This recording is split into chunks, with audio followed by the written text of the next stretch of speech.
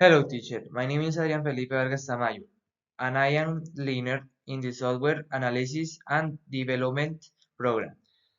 Today, I am going to present the video presentation for the activity. I am going to talk about a very special person to me.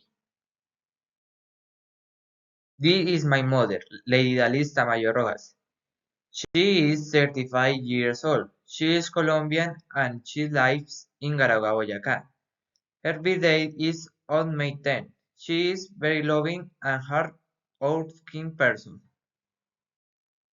Occupation and daily activities.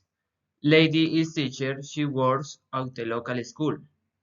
Her routine starts early. She wakes at 5 a.m., prepares breakfast, and goes to school. She teaches class all morning.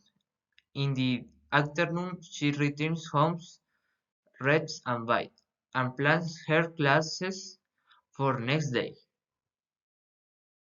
Hobbies and free time. In her free time, my mom likes reading books and cooking. On weekends, she loves to try new recipes for us. She also enjoys listening to music, while she prepares the delicious desserts for the family. Interesting that.